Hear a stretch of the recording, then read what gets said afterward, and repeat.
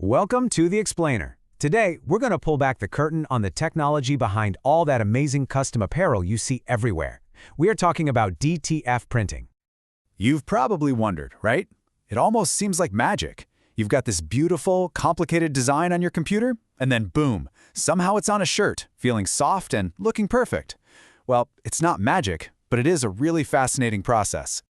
So here's what we're going to do. We're going to follow that whole journey, from the file on your computer screen, through the nitty-gritty of printing and pressing, all the way to figuring out how to price it for a profit.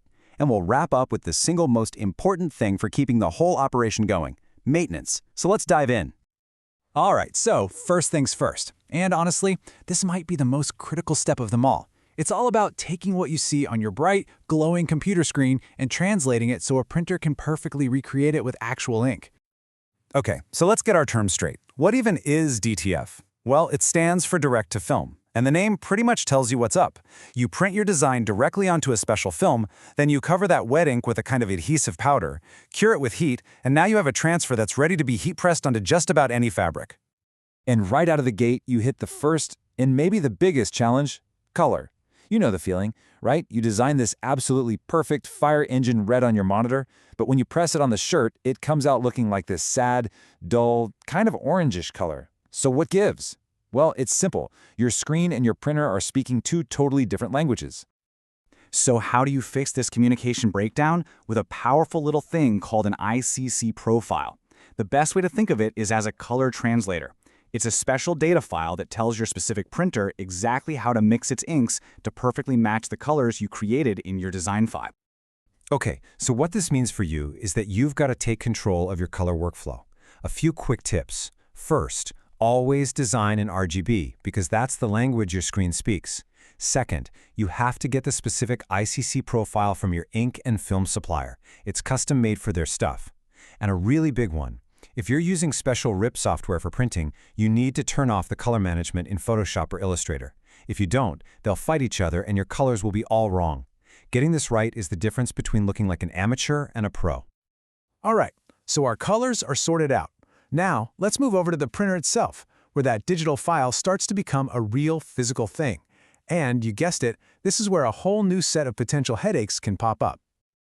And here it is, the absolute classic DTF problem. You nail the color, you're all excited, and then the print comes out looking fuzzy, maybe a little blurry around the edges. It is so frustrating. But the good news is, the fix is usually way simpler than you think. And this is where quality becomes a team sport, right?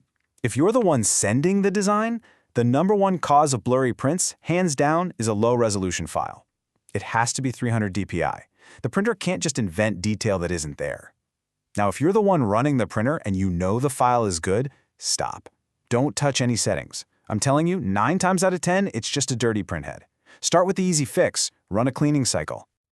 Okay, what about those weird, thin lines you sometimes see running across the print? That's called banding. And again, don't panic and start digging through your software settings. This is almost always another clear sign that your printer just needs a little TLC. It means some of your ink nozzles are clogged. And the solution? You already know. Run a cleaning cycle. All right, we've got a beautiful, crisp print on our film. Now for the final physical step: the art of adhesion. This is where we get that design to stick to the fabric forever. It's where the magic really happens. Or where it can all go horribly wrong. This is it, the moment of truth. You press the shirt, you start to peel back that film, and oh no, a corner's lifting up. Or even worse, it looks perfect, but then it goes through the wash once and it's a cracked, peeling disaster. What happened? Well, it almost always comes down to the big three: time, temperature, and pressure. Look, the #1 rule here is simple. Follow the instructions from your transfer supplier, to the letter. Almost every single failure is because someone was just guessing. Press it for too short, and the adhesive doesn't have time to properly melt into the fabric fibers. Press it for too long, and you basically burn the print, making it brittle so it'll crack. And here's a great pro tip for you. After you do the main press and peel the film, press it again for just 5 seconds. It really helps lock that design in for good. But hey, it's also important to know when a problem is not your fault. If the print itself is cracking and peeling, yeah, that's probably a pressing issue on your end.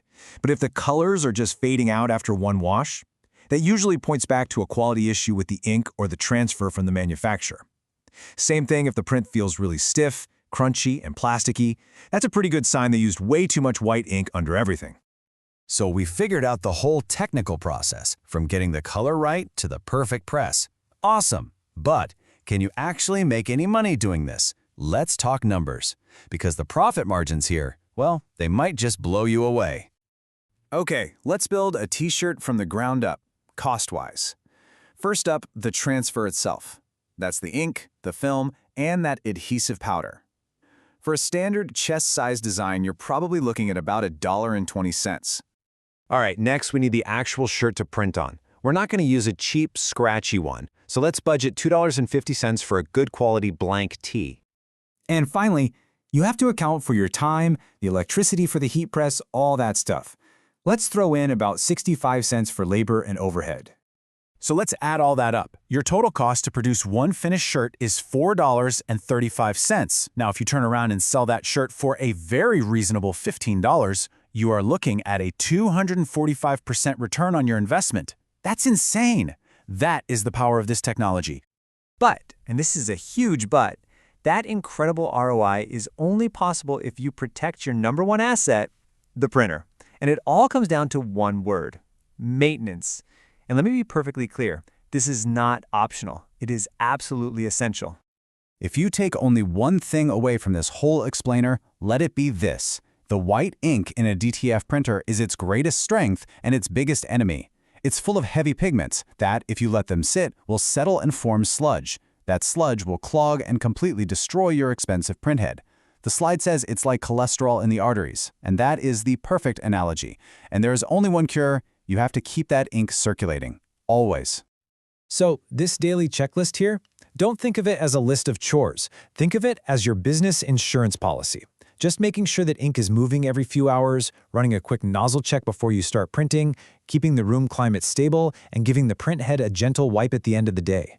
This simple routine is what separates a thriving DTF business from a very, very expensive paper week.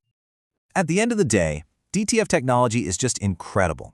It puts this amazing power of customization right in your hands with fantastic quality and some serious profit potential.